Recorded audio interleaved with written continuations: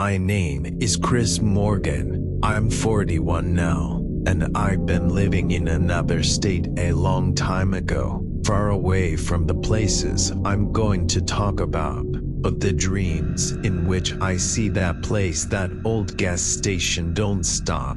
It all happened in 2002, in November. I was 19 at the time. I had just graduated high school and was looking for any part-time job I could get to save for college. I was lucky enough to get a job as a night cashier at an abandoned roadside gas station in Arizona, next to a deserted stretch of I-40 highway. The place was weird. An old building, a shabby sign, and a time-burned awning under which were two speakers, one of which wasn't working. Inside was a narrow storefront with refrigerators, shelves, and an old cash register. The security cameras were analog, with black and white images, and the weird thing was, we accepted cash only, no explanation. I was hired by an older man named Mr. Elliot. He owned a gas station and said most people avoid the place because the highway is cursed. I laughed then, but, however, looked at me and said, if someone shows up and is acting strange, don't go out, close the door, look into the cameras, and most importantly, don't answer if someone calls your name. I thought he was just an old geezer. First week. The first couple nights were quiet. Occasionally a trucker would drive by, get coffee, cigarettes. Some just stopped to sleep. One man even paid me $50 to keep him company for 5 minutes. He said he didn't like driving alone at night. On the fourth night, an old car pulled up at 243, a Chevrolet Caprice, all covered in dust and sand. The windows are completely blacked out. It just stood there with its headlights on. I waited for 5 minutes. No one came out. I grabbed a flashlight and got out. The interior was empty. No driver, no passenger, but the engine was running. As soon as I turned around, the car stalled and the lights went out. I felt the hair on the back of my neck rise. I quickly went back to the booth and locked myself from the inside. When I looked at the cameras, the car was gone, literally vaporized. Friday is the day of naughty shadows. I told Elliot about it. He wasn't surprised.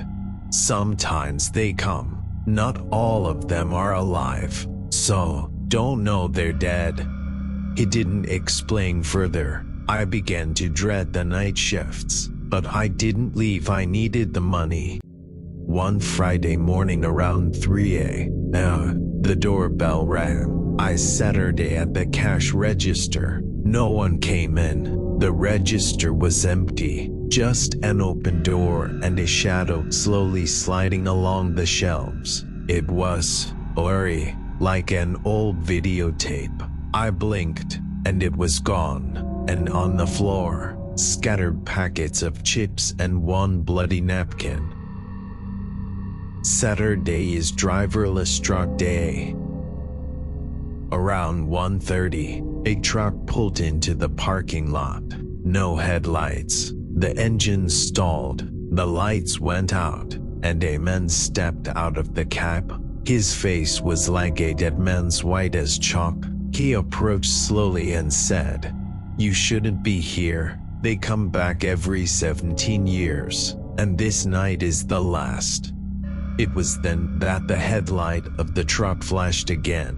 3 silhouettes emerged from behind the trailer. Tall, thin, faces painted in charcoal. They moved strangely, as if not touching the ground. One of them passed the camera and the image began to ripple, as if it were broken. I ran to the back room. When I came out, everything was gone. The truck, the driver, the silhouettes. All that was left was silence. Last night, November 17th, 2002. The 7th night, last shift. I came to work, sensing that something was going to happen. The security cameras immediately started behaving strangely. The images lagged, and sometimes they showed figures that weren't there. At 2:17, I heard someone banging on the window. I didn't approach, looked through the monitor. Standing outside was myself, exactly the same, wearing the same clothes, but his face, it was smiling, a dirty, evil smile. I turned off the light and hid. After a few minutes, the knocking stopped. I looked out, the figure was gone. By 3, the camera at the back exit caught movement. First, there was a flash of a truck, then a woman in a white dress. She walked slowly, staring directly into the lens, and then she whispered my name, Chris. I pulled the camera cord and ran out the back door. Epilogue. The next day, I called Elliot. He didn't answer. I found out later that he had died in his sleep. No sign of illness. His heart had simply stopped. A week later, the gas station burned down. Fire department said it was a short circuit, except the power was already out that night. 23 years later, I still dream of myself standing at the register. There are 3 silhouettes on the camera screen behind me, and one of them has his hand on my shoulder. If you see an old gas station on the side of Iminus 40 where no one is there, but the lights are on, don't stop. They're still there, and they're waiting.